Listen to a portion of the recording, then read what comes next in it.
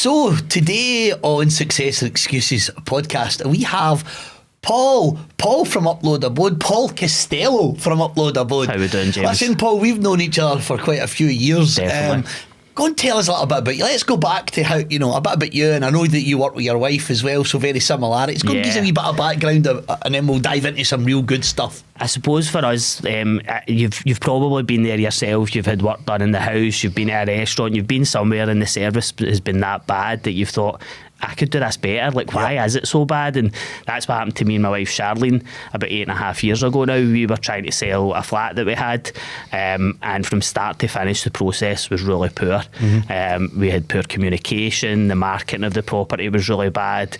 The guy was out taking his pictures on his mobile phone, and I was like, is this really, like, this is like, you're selling a property, that's one of your most valuable assets, without a doubt. Is this how it goes? And then my wife and I would always kind of thought about starting a business, so we started doing a bit of market research, and the more we asked people, like friends and family, the more bad experiences people were having.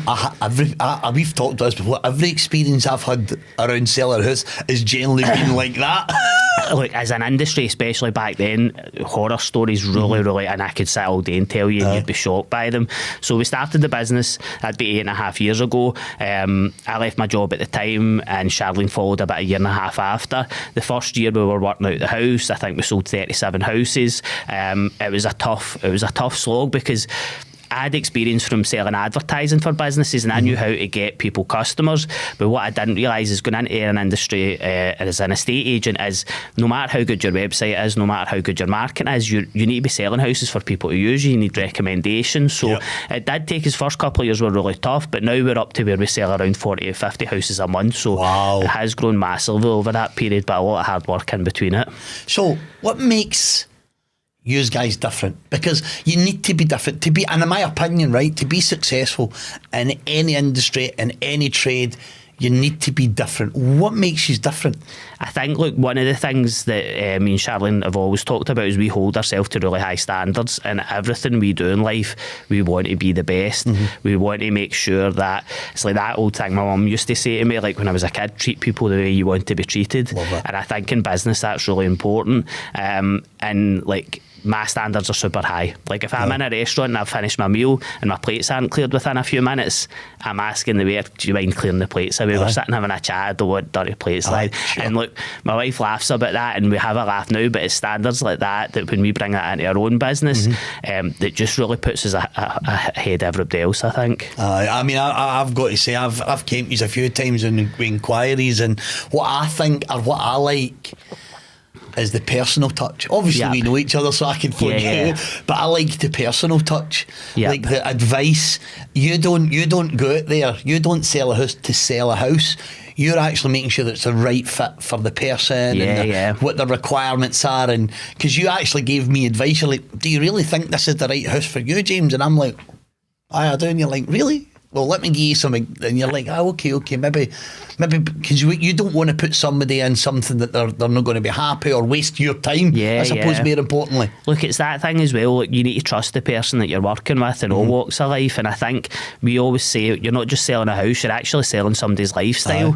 So the house might look good, but actually, is the commute to work going to work? What about the kids for childcare?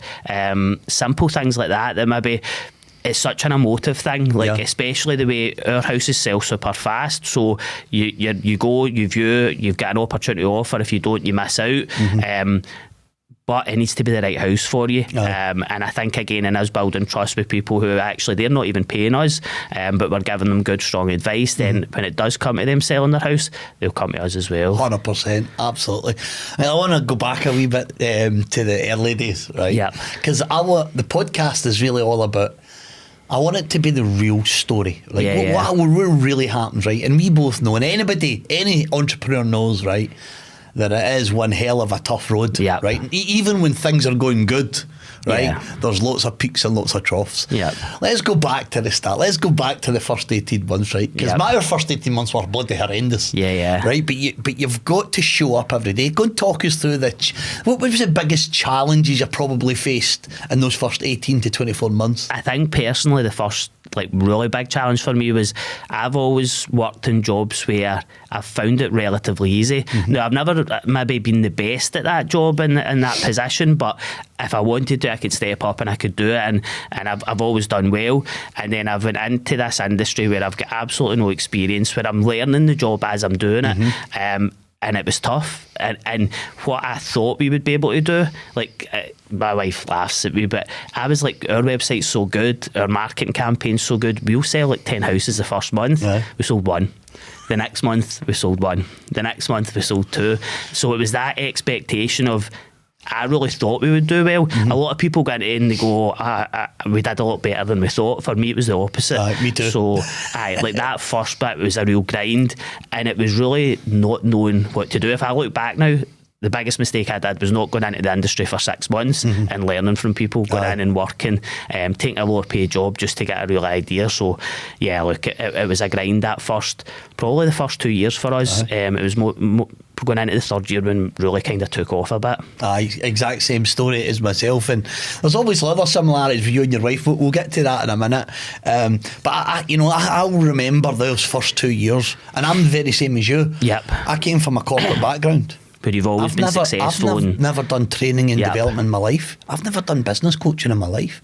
And all of a sudden I've decided to jump across to this industry that I knew absolutely. By the way, I spent 20 odd years outside the UK at this point. I've now moved back to the UK or Scotland. I have absolutely no idea the business needs challenges or anything, but I had this idea and this vision that I had always sent people, my own staff members, on leadership training and management training and all that stuff, and they go away and they spend 3 or 4 days, right, and this amazing training programme in a lovely hotel, and they get nice food and nice lunches, and then they go back to work on Monday and the fancy black leather manual goes up into the shelf and they go back to their normal habits. Nothing changes. So with me, it was something similar. And yours was around the house, the buying a house, how bad it changed. Mine was around how poor training and development was. And I'm like, I think I can do it better. So I jumped into an industry that I knew absolutely nothing about. Those first 2 years were horrendous, because both me and my wife were in it together, so we didn't have any of this delay. It was we're all in. I remember days, Paul, and we had to actually sell. I used to love watches and fancy watches, and I had to sell my watches, and my wife was selling her jewellery, and we put it straight into market to keep that business going and going and going. And those first couple of years are hard. 100%. Like we were in a position where, even though Charlene had kept her job for the first year and a half, we were both in good salaries. Like we were taking a massive chunk of money out of the household, and but then it was like, I've always been in a position where I'll do anything to make money. Like I remember when I was young, I'd go and get a job for a cleaner if I couldn't get work when I was like 17, 18 years old. Like no issue at all. So literally we'd bought some technology for virtual tours that we were using for estate agents, and I was like, I'm going to go out and pitch that to businesses. So I literally went, got my iPad, and I walked up and down Byers Road, different shops, in and out bars, restaurants, and just tried to make money. So for that first year, I actually think, from looking back, I think about 50% of the revenue we brought in wasn't from the estate agency. It was actually from doing virtual tours. Wow. And there was a point where we were going, should we just forget about the estate agency and go down this business? Because virtual tours back then were quite fresh. We were the only people in Scotland that had that technology. But the long-term vision was the estate agency. So we kind of made sure we kept on that straight road. But yeah, it is tough, because you've got nobody there telling you, by the way, see if you did that instead of this, you'd cut the time that you're doing it, and then you could have more time to do this. I used to go out, see, for the first 2 years, I went out with a hammer and a set of ladders, and I put my own signs in the ground. Like, you're paying, I don't know, £6-7 for somebody to do that. But see, back then I was such a perfectionist. I wanted to make sure my sign was in the best bit of the garden, so that no matter where you were in that street, you could see it. I remember going to the physio, and he's like, your back's in some state, what have you been doing? And I'm like, I'm going out and hammering signs a few days a week. So yeah, but again, looking back, if I had to sit with somebody who was starting a business, I'd be like, do not do what I did. Absolutely, man. I mean, that's some lessons that you learn, but I also think they're great lessons to learn. I mean, doing your own marketing, I mean, doing your own sales, building your own content, putting up your own signs. I mean, everything is, I always look at them as lessons, because then nobody can pull the wool out of your eyes. Well, I've done every job in this, and like see, when we get guys in to do stuff, even down to like, they all laugh at me, but we've got the shop in Uddingston and we've got a nice like fancy tiled floor at the entrance, and every day I'm in sweeping that, and but I'm the director of the company, but I wouldn't do anything, I wouldn't ask somebody to do something that I wouldn't do myself, or I haven't done. Absolutely. So I want to go back to the wife now. So you're doing this on your own. What was it like when you were doing it on your own versus Charlene coming into the business? So like for me, Charlene coming into the business was a big changing point. So I've always been decent at sales, really good at ideas, like marketing, that sort of thing, but structure's not good for me. Like processes, all of that sort of stuff. So we were severely lacking in that. And as much as Charlene would help, she was an associate director for one of the private banks down in London. She was away a lot. So when she made the decision to come into the business full time, and it was a gamble because we weren't in a position, anywhere near a position where we could actually afford for both of us to be in it, but she came in and she just completely changed the business within the space of a week, and we had a real drive at that point. So we went from me kind of doing it probably more as a job, like you're self-employed, to like, right, let's get back in track. It's a business. Let's think of the vision we had at the start and let's push forward. Brilliant. So Charlene comes into the business, and all of a sudden, rather than being, this is how I find it, I found like having somebody there, right? My business wouldn't be where it is today without Enos. Right, Enos actually runs my business. Yeah, right? same for me, by the way. Enos runs our business. Yep. I actually feel guilty sometimes. I actually feel like I'm twiddling my thumbs because Enos runs our business. And she's my confidant. When I'm annoyed, I can chat to her. When we're talking about business, we can chat. I really believe, right, everybody needs to have that place to vent, to talk, support, and it's great that you've got somebody. I mean, because I know how I feel having Charlene there. So kind of talk about, what did that feel like when eventually the business started to take off, and you've always got somebody there to chat through. And so there's definitely pros and cons for it. Like all the stuff you've mentioned are big positives. On the flip side, it kind of takes over your life. You'll know that yourself. Like I always laugh because where's the lines? Like Charlene would laugh at an early stage. Now we'll add her out with hours when we probably shouldn't, things like that. You try and set boundaries with your customers, but at an early stage I could be sitting at 8 o'clock at night dealing with work, and Charlene would say, when I come onto the business, like maybe this was going to be 2 months time, it was planned, we'll be finishing at 5 o'clock every day. We'll stop talking about work at 6 o'clock, and that's how the life will go. And then as soon as she came onto the business, she was involved in it. She was like, it just takes over everything. Absolutely. And I'm sitting saying to her at 8 o'clock at night, like, will we just forget about that for a minute and let's just watch some Netflix tonight? So like, it's super positive for lots of aspects, but on the flip side, you do need to kind of, like you say, draw your boundaries, and still have a life outside of work, which absolutely, I think it's good. At some points you can do that, but see, at other points, like people talk about work-life balance, when you're growing a business and you're going through the ups and downs and you're maybe at a critical point, you don't have a work-life balance. No, everything, all hands on deck. Like you're working 7 days a week, you're working like kind of ridiculous hours at night. I remember telling my pal once, I was like, I've 14 hours the last few days, and he's like, doing what? And I'm like, we're trying to grow this business. Like it's not just what we're doing, it's all the stuff in the background we're doing to try and get that bigger. Nobody sees. Aye. So I look, again, it's definitely a good thing. A lot of people say, I don't know how you can do it, like working husband and wife, but for us it's benefited us. And I think as much as we're very similar on a lot of stuff, she has aspects that I can't do, and I've got aspects that she can't do, so it kind of works really well as a partnership. Absolutely. By the way, I totally feel the whole. Me and Ines, we've got boundaries, right? That we've kind of set boundaries, but there's always times in the business when those boundaries do not exist. Like you mentioned, it growth.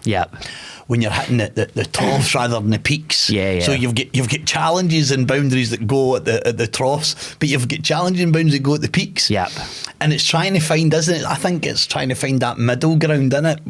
When you're in a business with your wife. But I totally agree with you. Like there's things that only Enos does I really don't want to learn her, right? Because she's got great attributes, and and I'm probably more a bigger picture. Looking very similar. Way into I'm looking, 12, 18 months into the future. I mean, I hire people today that I don't need until 6 months because I know if this happens, I need to have people.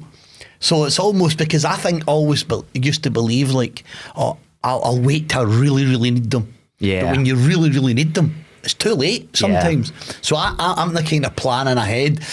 Where Enas is much more grounded. She's much more risk averse, but I wouldn't say risk averse as a trait, but she's more risk averse than me, so she keeps that grounded. And again, our idea of switching off of shit TV, Netflix, something like that. That's our. I mean, we'll sit down normally. It's 6:30 at night, and we'll sit down and we'll just shit TV. Some you can just get laugh at, or some crime documentary or something like that, where it's just TV. You're not thinking about work. Absolutely. Like we were talking this week, because like you're talking about boundaries and like times and stuff. So coming into January, it's the same every year. We're going, right, we need to get our life back in order. Like we've been working too much. So January, we did a brilliant January. We did really well in the business. Every weekend we maybe went for dinner one week. The next week we went out for lunch. We maybe different things like that. And then come February, the business just grew again, and we weren't prepared for it. And that's the thing, like I was saying before we went live, like we're bringing on 3 new people at the moment. We needed those 3 people in February. We didn't know we were going to. It's just kind of hit another acceleration pace. So that's us went from being out every weekend, having a nice kind of balance, to right, we're working longer hours, we're working every weekend, and it's kind of went for that now. And we're now a wee bit where staffs are starting to join the team's getting bigger, and we'll probably now try and have a bit more work-life balance again. But absolutely. It's hard to do it. Absolutely. And with growth comes cost as well. Yeah. So you've got time, you cost of your time, you've got time in the training and getting people up to scratch, and then of course with the government adding the extra costs onto the businesses. But I think as business owners, and this is kind of what the next place I want to go with this, there's a form of resilience that you build as a business owner. I mean, I've always been pretty resilient, right, even in my corporate careers, but it's a different kind of resilience you build as a business owner, isn't it? Yeah. Go and kind of talk me through those tough times. Imagine somebody's listening, right, Paul, and they're thinking, I really want to start up my business, but I'm just not sure I can do it. What would you say? What would you say? I mean, we've both been in a very, very similar path. Coming into something, in fact, we had no idea about, and then building something to a level of success. Like, I'll be brutally honest, see if they're not sure they can do it, they probably can't. Like, they need to start with that mindset right at the start, because it's going to get a lot tougher. Absolutely, love it. Like, I think about, I was like, I can do this. I had no issues that this was going to be a success. Then over the next few years, there was definitely points where I was like, how are we going to pull this back? And how did you? What was going through your mind when you were really questioning those yourself? It's just like, I refuse to fail.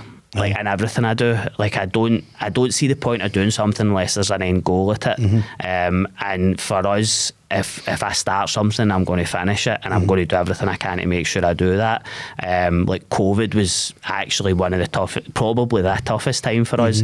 And the business went from kind of doubling every year the first 3 years to starting to go down for 2 years. And it was really tough, but it was a case of like, there was points at that where we were like, should we still be doing this? We now know how to run a business. Should we maybe go into a different industry? We've built up a good place where people trust us as kind of business people. That definitely crossed our mind, but ultimately we're stubborn. Both of us, like me and Charlene, are really stubborn. We're like, we're not going to lie down to this. We're going to get it to work. And from then, the success we've had has been amazing. But I think for somebody looking to start out, they need to be in the right mindset to start with. 100%. Look, not everybody's as lucky as me and you as well, though, where you start a business and that's your business and it's a success. A lot of people will start 1, 2, 3 businesses and they'll fail at them. But I think you need to get everything with the belief that you can do it. And then if you can't, you need to kind of, like, we were quite lucky early on. We joined Royal Bank of Scotland, did an entrepreneurial spark. I did it as well, yeah. So we were through in Edinburgh, I think because, like, when I applied, I'd missed the Glasgow one. But I was through there with some businesses. There's a guy that I was quite close to at the time. His business have been on the canvas in the UFC, right? Like their business is multi-million pounds all over the world now. But there's probably more than half the people that were in that and my cohort that are out of business within the first 2 years. But the good thing about that was you had the support there for people to say, by the way, this business isn't going to work. So I think it's a case of starting, if it's not working, going, right, this hasn't worked, what can we do next? Because it doesn't mean you can't be successful. It's maybe just you've chosen the wrong one at the wrong time. And learn lessons. Yeah, definitely. I mean, that's one of probably the biggest things. I mean, because I've probably failed building this business more than I've succeeded. Aye. Right? We've failed a lot of stuff. Yeah. But I'm like you. See, when I get something between my teeth, and I think this is what you're saying, and when if you're listening, you're thinking about starting a business or you're going through a tough time, you need to get it between your teeth and don't let it go. Yeah. I mean, do not until you have absolutely no choice, i.e. your business has failed again, because that's also good business decision when you know it's time to walk away. But there was times when I was just like, I wanted to run away. Yeah. Right? Because you're just thinking, what the hell have I got myself into? But I went into this business, right? And this is crazy, right? I went in and I said, I basically told Dinas, right for the very day we set the business up, I'm going to build a multi-million pound training company. And she used to look at me, she'd be like, do you know what? I actually believe you. And I'm like, I believe me. Aye. And I've always said literally for the one, I mean, I like money, I'm not money orientated, but I always have this, if I've got a multi-million pound training company, think about how many people I'm helping. Yeah. That's how I used to think.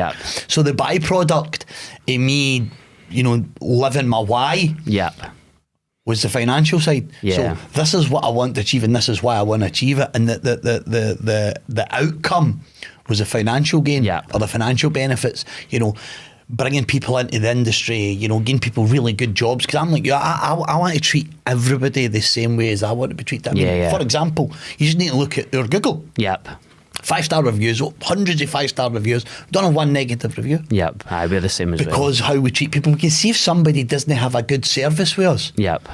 I know maybe not a great thing to be putting out there, but we'll give them their money back. See if somebody comes and says, I didn't enjoy that. No worries. Just listen. Not making an impact, sorry, it's not for you. Because some people, I always have this belief, right? And you'll probably experience this as well. You'll only ever get out what you're willing to put in. 100%. And that goes for people buying houses, people to attending training courses, whatever it is. If you're not willing, if a client is not willing to put in the right time and effort that it takes to sell their house, buy their house, or whatever it is, whether they're buying or selling, then they're not going to get the outcomes, so they can't then put that on you. And it's sometimes quite frustrating as a business owner where you're thinking, like, I don't understand, like, we've got these incredible reviews and this one person didn't have a good exam, and you're thinking, where did we go wrong? And sometimes it's not anything you've done. It's just they were, I mean, I'm just going to make this up, I'm ad-libbing, they were working, they couldn't get clients to come at the right times, they couldn't let you, I'm making this up, by the way, because I have no idea also, what those challenges might be like. What we say to people a lot of the time is, not every time that we go through your door are we going to be the right estate agent for you. Like, that's the thing, and it'll be the same for you in your business. Not everybody's going to gel with everybody, not everybody's going to match. What we offer might be completely different to what that person offer, and 80% of people might want what we offer, but there'll still be 20% want that. So I think, like, just as well, I'm not saying don't start a business, but what I'm saying is, like, see if you're going to start a business, don't do it half-hearted. You need to be 100% in this. And I think because it's the popular thing now, right? Everybody's wanting to be an entrepreneur. Like, probably 8 years ago when we started business, it wasn't that. No, it wasn't. I always think about, because I laugh, like, I had so much free time. I used to go to the gym twice a day back then, and I'd have Gary Vaynerchuk in my ears listening to that. But he'd be the only guy that's doing that. See, now you go on YouTube, your YouTube's full of people, motivational business speakers, all that sort of stuff. Even podcasts like this now, it's so widely available. So it does become more achievable for people. But I think people don't really let everybody know how hard work is and what you need to really sacrifice to get it started. And I think that's why I wanted to do this podcast. I mean, I was dragged kicking and screaming to start this podcast because I'm just like, I don't have the time and I'm too busy. And and people kept, I'd been in quite a few podcasts with them. People are like, well, you'd be great in a pod. You'd be great in your own podcast. I'm thinking, really? Why do you think that? And then the more I thought about it, I thought, okay, I'm going to go for it. And I always wanted it to be the real story. I always wanted this to be entrepreneurialism, right? You know, business owner, call it whatever you want, is a tough gig. Yeah. Right? It's a tough gig. And by the way, for most, and you said this, for most people who start up a business, it actually turns in failure. Yeah, and definitely. that's okay. Yep. But I always have this belief is, if it all goes wrong tomorrow, I've now built what I call the success blueprint. Yep. Right? I know how to build a business. Yeah. I know the mindset. I know the challenges. I'm way more prepared now than I was when I started. Definitely. Way more prepared. You know, because that world, that SME world, I find that sometimes it can be like I like to say it's like a shark tank, and you're a wee fish floating in it, and everybody's trying to get a bit of you. Yeah. Because it's such a tough gig. Yeah. Starting up a business is such a tough gig, and everybody, and I really believe, not everybody, but most people go in to setting up a business because they've got a really strong why. Yep. Right? They've got a really strong reason, like we just discussed, that the reason why you actually want to go do it, and then they go in and they realise that it's a lot harder than they thought it was going to be. Yeah. And then they become desperate. And that desperation, they don't offer the services, they overpromise and they underdeliver. And I found that, I always used to think, I would hate for somebody to walk away from one of my products or services and think, you didn't do a good job. Yeah, definitely. Like, I would hate that. Like that's just going back to that. I want to be the best. Yeah. I want to be the absolute best and expect the best from my staff as well. 100%. You know, we talked about this, I think, before we went on live, we talked about our standards, those really high standards. And my standards are like that as well. You know, I want everybody in my business to have that value of over-exceeding expectations, you know what I mean? And I think when you go into business and when you start up in business, first of all, you need to have that really strong mindset. Yeah. Like really strong mindset. You know, you've got to be resilient and stick to your why. Yep. It's really important to absolutely, why am I going in? What is it I'm trying to achieve? And stick to it, because there'll be so many times when you question it. Yeah, 100%. And it's sticking to it. And would you say, if I had to ask you then, what's the 3 or 4 things that you would say to anybody starting up a business? Like, what's the things, right, the must-haves? Well, obviously mindset. What's the things that they really need to be thinking about or really need to invest in, or in your opinion? So, look, I think, first of all, like, for me and you, obviously we went into industries that we didn't know. If you're going to do that, you really need to learn about that industry. So the biggest mistake I made, as I said, was I would have went and worked 6 months in an estate agent's and just at the bottom, not bothering how much money I make, not bothering what position, but really soaking up everything, the good and the bad. So really knowing your industry. Because when I go back to when I used to be a salesperson, as soon as I started in a new job, see, within 2-3 weeks, I knew everything about that product and I knew everything about the competition. And I pride myself now in knowing that. But there was so much that I didn't even know how to kind of get that information back then. Like you say, the why is important. Like, we, as a business, our backstory, our origin story is really important to our customers. It took me 6 years to realise that. It actually took me having somebody else working as a salesperson for me, telling me that they were using the backstory and how much the customers were enjoying it. And now when I go out, because we have grown to such a large amount, and I'll sit in your house and I'll start talking to you and I'll say, do you know much about Upload Abode? And they'll see in social media, TikTok, Facebook. Which is a massive thing. Yeah. And I'll say, so basically I'll give you a bit of background. Myself and my wife started the business 8.5 years ago, and they go, oh, it's your business? They've not got a clue. So I presumed that people knew that, because we did put it in social media. It was on our website. And I'll tell them about the kind of the issues that we had and how the business has grown, and people really buy into that. They can see. So I think having like a story of why you started the business for yourself, but also for your customers. People, that's your why, isn't it, really? People want to support people. Like, every day people would rather use somebody who's an independent, a local business, than a big corporate business. Absolutely. So I think that's really important. Being prepared for the tough times. Like, there's definitely going to be times that you're going to think, I'll go back to a job. Like, that will happen. Guilty. Yeah. And I always remember when I worked in the Scotsman, it was my final job before I started the business, or we started the business, and the sales director, a really good guy, and he sat and he said, look, I've not started my business, but I've kind of done a lot of stuff with businesses, and he's like, I'm going to draw you a graph, and he's like, this is going to be your business start with, and then you're going to go like this. He's like, see, at this point you're going to think you've made it, you're going to think everything's really easy, but what's going to happen is you're going to go like that, and then it kind of, and that is exactly what happens. I remember about a year into the business, we did 5 sales. It was myself and actually my wife's sister was kind of working with us at the time to help us, and I was like, wow, that's us every week now. We're going to sell 5 houses. For the next month we never sold another house. So it's like there's so many peaks and troughs. When we opened at Silverburn, I remember, like, it was such a proud moment. It was a beautiful place too, wasn't it? It was something that nobody else had done, but ultimately that failed. Now, it didn't fail in that the business grew over that period, but 2 years later we had to shut Silverburn.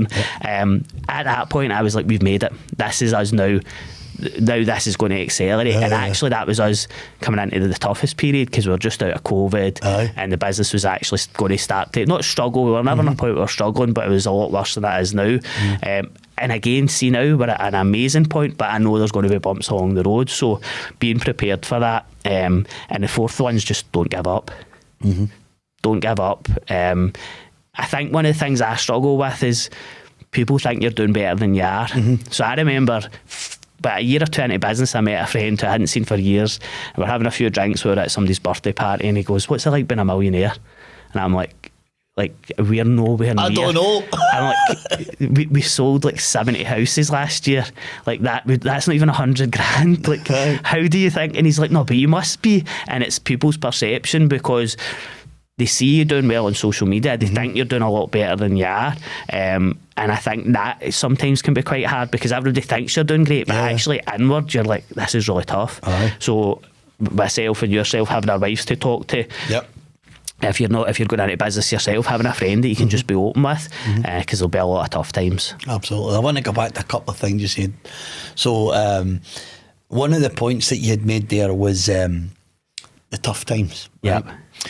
And even both our businesses now are really healthy. They're making great margins. We're in a really good position.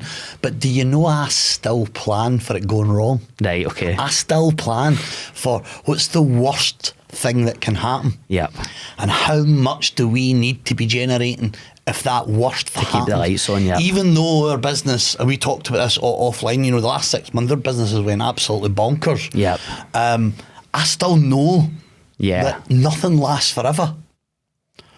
So I'm constantly contingency planning and people planning, and where else can we go find revenue, and what new markets can we enter because of this. One of our key markets kind of falls down, where do we go then? And so I'm constantly probably, in fact, if I don't really worry about anything, if I'm absolutely honest. I'm not a worrier. I'll find a way kind of guy. Probably like we focus on the positive rather than look at the negative. I'll find a way.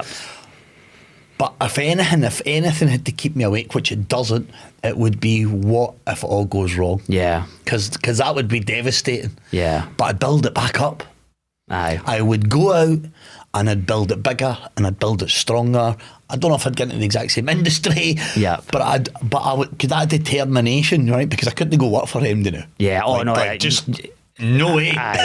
And that is a thing where my biggest thing about starting a business going back years ago, because we joke about this, I probably come up with about 6 business ideas before Upload Abode, and I would go to my wife for them and she'd be like, no chance, no way. And then the next one, no, I don't think that's a good idea. And it was actually with Upload Abode, I'd said this in another podcast, like, she said to me, that sounds like a good idea, do me a business plan. And people laugh at that, right? But I've just got ideas. Charlene can look at it and go, right, this will actually work. So she, like you're saying about staying awake and keep like the money coming in and stuff, that's that Charlene takes that on her shoulders. I more take on the shoulders how we're going to keep making the money. So she'll kind of look at where we're at. So a couple of years, 2-3 years ago, when we had Silverburn, we just opened a new shop, we just grown our team, like money was tight. Like we were in a position where we were going to pay the staff rather than pay us, because we were at a point where we had overspent, but we were trying to grow. Which you need to do. We could see that it was going to go, but it might not have. And in our industry, probably like yourself, like every month I need to bring in new customers. We don't have a model where like it's a subscription business where you're getting money coming in. So, which would be great. Yeah, but then on the flip side, like, because I was talking to somebody and they've got a big client that pulled out recently, and they're like, that's like 40% of my revenue away. Wow. So there's pros and cons to both, but for me, I'm more about now just constantly how do we keep growing and how we keep the money coming in, and therefore not trying to look at what happens if the worst case happens. But it's always in the back of your mind, I suppose, as well. I'm going to go back to Charlene being the handling all that kind of money side, and Ines is exactly the same. Do you know, we read a book, right, and I can't remember what it was about, and it was about money and as a business owner, right? Okay. And it was about having all these different pots of money. I can't remember. It was a brilliant book. It was actually quite a short book. I think it was about 3 or 4 hours long, but it could have been an hour, right? It could have been about an hour. And we came back in, and this was about 4 years ago, and Ina set up these bank accounts inside her bank. And one was like marketing, profit, VAT. Charlene's got all that. And she's got all these pots. So see, as soon as an invoice comes in, like literally, she takes the VAT, she puts it in a pot, and she takes her profit margin and she puts it in a pot. And she takes my marketing margin percentage and she puts it in a pot. So this is how I'll run my business. I'll say, Ines, literally turn around and I'll go, Ines, can I afford to hire a marketing manager? You'll need to wait to June. Can I afford to, like, we're thinking about going down the TV advert, don't know. And I've kept putting off and came, what if it blows up? Am I going to be able to handle the work load, you know, so on and so forth? Because I know a lot of people have done TV ads and it's been really took their business successful, right? But I'm always like, can I handle that amount of work? So I've kept putting off, but this year we've said, right, so she's now got her budget for TV ad, so she's created a new account for TV ad. So she's putting his budget in there. And that's the thing, like, see, for me, I couldn't tell you any of our figures. I know our figures on a month-to-month basis, right? Too. But like we're coming at the end of financial year, and Charlene will be like, right, this is where we're at. Do you want to have a look at this? And I'll be like, I trust you. If exactly the same, right, Paul. Let's go with that. Because that's her sector. That's what she specialises in. And I think that's where, definitely for both me and you, we've got a real good benefit, because you're very similar to me. If you get stuck with that, you'd be like, I don't know where to start with this. Do you know? I actually, when I used to work in corporate, I actually had looked after a P&L, so I understood a P&L statement, right? I still do. But we had a meeting with our accountant, right? So just big to what you said there, we had a meeting with our accountant last week. It was just last week. We had a meeting with our accountant. We've got a brilliant accountant. I mean, we've got a absolutely fantastic accountant. He's on the ball. He's not just one guy who waits to the end of the year. We have regular meetings, phone calls. And him and Ina sat and did all the talking. I just sat there, and he's telling me the numbers. Like, I don't even know. Like, what are you telling me for? Like, she'll tell you. Like, you have the discussion with Ines. I just sat there and just listened to the two of them talk. But that's it. And Ines doesn't have a financial background. It's what motivates you, and like where your skill sets are. Because like Charlene, that I was saying to you, I'd been off sick the first time for a few years there, like really ill, and Charlene had to pick up some of my appointments, and like she did them and she enjoyed them, but what she said is, she's like, I hated being in a position where I didn't know everything about everything that I was doing that day. So she's got a great knowledge of the business and how everything goes, but she's not doing it every day, whereas I couldn't step into her shoes. If she's off sick, I'm like, wow, when are you coming back? do you want some Lemsip or something? Like, so I think we always, when we're looking at our team, we'll constantly be saying, like, what do you enjoy about your work? Like, because we don't want people to be doing things that, one, they're not enjoying, or two, they're not good at. Because there's enough work for people to use their skill sets in the actual specific role that works best. So I think that's really important as well. Absolutely. I call that workplace innovation. When you're constantly going to your staff and for their strengths and their weaknesses, and is it something you want to work on, and kind of modelling that, because it builds a really good team culture, I think. When you're open and honest like that.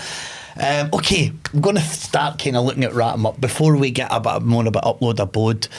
So we talked about the things that you would advise a customer client, and we talked about the mindset. Is there anything else, if somebody's listening and you think, this is something that I think most people need to know? Is there anything else that you think? Look, I think it's really important as well to be, like, my big thing is you can start a business at any age. Like, I was 37 7 when we started the business. I had a comfortable life. Like, there was nothing where I was like, I need to start a business. But I had a point where I was like, I've got an idea. I think this could work. I'm going to take a gamble. I think a lot of people think, well, if you don't start a business when you're 20s, then you've got too much responsibility. I couldn't have started a business in my 20s. Yeah, neither could I, to be fair. But like, I think that's something that's important. Like, again, one of my friends, he's just started his business a few years ago. He's the same age as me. I was 44 when I started this company. Yep. So I definitely think don't let that kind of set you back.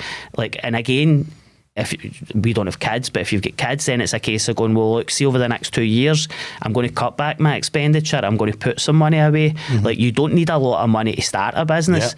You do need to be able to maintain your lifestyle, but that maybe sacrifices not having as big a car for that period of time. Or not going on holidays and all these things. But to me, like you'd said, I couldn't go back to working for somebody now. Like, I'm in a position where I love what we do. I love helping people. I love the fact that our staff enjoy working here. I couldn't go back to being employed, I don't think. And I think it's such an eye-opener from being, even down to financial things, like about how money's distributed when you've got your own business. How important marketing budgets are. Aye. But even like from your own pay, like absolutely. You, as a business owner, you can pay yourself around 42,000, but if you've got a job with somebody, you're having to pay yourself 70,000 to get the same amount of money. Like, there's all these different things where actually it's maybe not as big a jump to go from a well-paid job to starting your own business if you've got everything in place and you're willing to work for it. So I would say, like, don't be scared to start your own business. Just go for it. And have it working in the background. So many people will do their day job and they'll be working in evenings and weekends to get up and running. Absolutely. So I think I'm definitely about, as much as I'm saying don't start your business if you're not 100% committed to it, but if you are, go for it. Don't let anything hold you back. But you need to be all in. Do you not agree? If you're going to go, you need to be all in. I think it's Tony Robbins or some of the kind of motivational gurus says burn your bridges. Yep. Like, I always say, like, you have to give everything to make it successful. I mean, you have to be absolutely all in to make it work. At least that's my experience.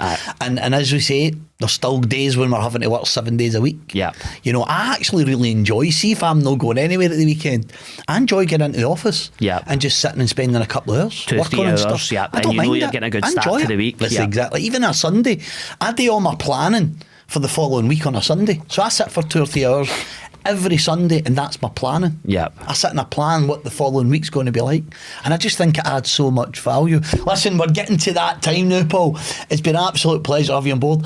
So anybody that's interested in Upload Abode, finding out more about you know, contact you, how do they get in contact? Basically social media. We're all over social media at Upload Abode, TikTok, Instagram, Facebook, I feel like I've missed one, YouTube, LinkedIn.